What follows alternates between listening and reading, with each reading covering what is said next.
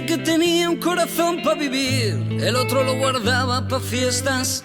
Pasaba la vida huyendo del gris, entre tragos y tardes de siesta. La luna de ella se quiere reír, la vida es muy corta y muy perra, los besos no se compran, ni siquiera en billetes de 100. No puedes callar la primavera.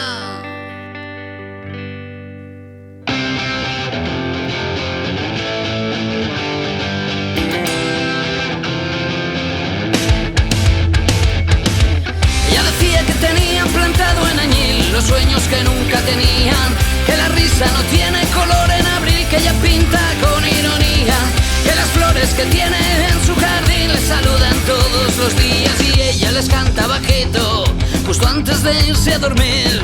Las quejas de nuestra alegría repueblan de nuevo el jardín. Yo solo quiero hacerte reír, yo solo quiero hacerte reír, yo solo quiero hacerte reír.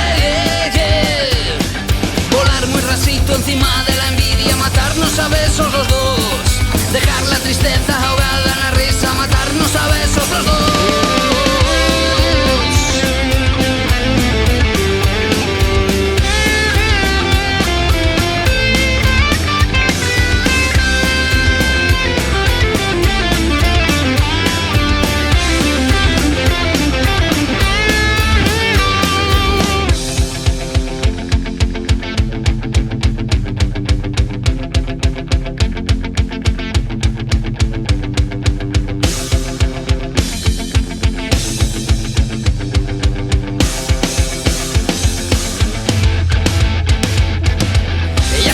Podía hacerme vivir tan solo con sus caricias, que la luna no quería siquiera salir cuando ella me sonreía, que los besos que daba eran saliva y miel y cientos de horas de vida, que el viento que roza su piel en invierno se vuelve romero y jazmín, que todo mi mundo se queda pequeño tan solo si la oigo gemir.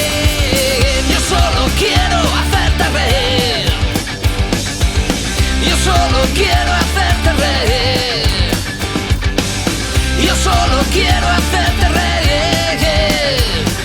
Volar muy rasito encima de la envidia, matarnos a besos los dos, dejar la tristeza ahogada en la risa, matarnos a besos los dos.